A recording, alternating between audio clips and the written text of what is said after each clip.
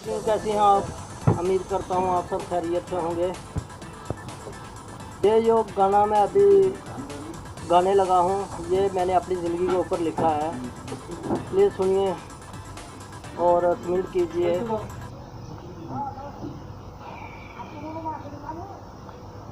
तो हो लख आया मैं उमान सजना, फस गई शिकंजे विच जान सजना।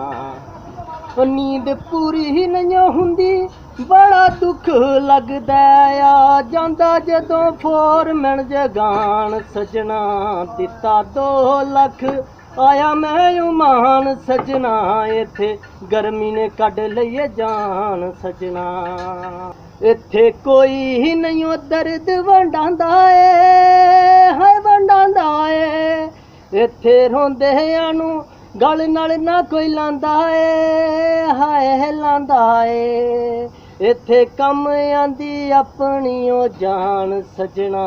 दिता 2 लख आया मैं उमान सजना, इत्थे गर्मी ने कढ लईए जान सजना।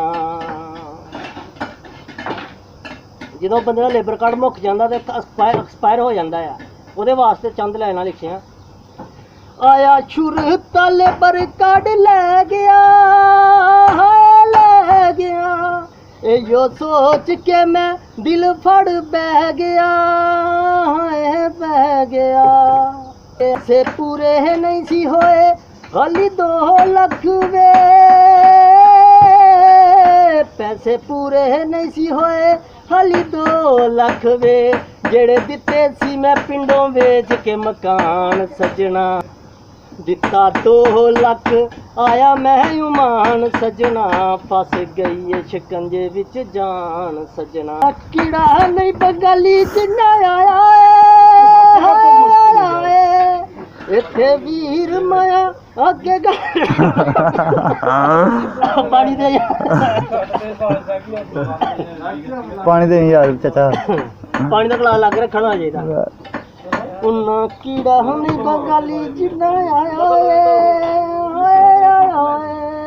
इत्थे वीर माया अगे गंद पाया है, पाया है। अंडड़े मुंडड़े बालो बाशी टू जिदों बोल देने हुन्ने हैरान सजना। दिता 2 लख आया मैं उमान सजना, फस गई है शिकंजे विच जान सजना। अस्सलाम वालेकुम नाज़रीन।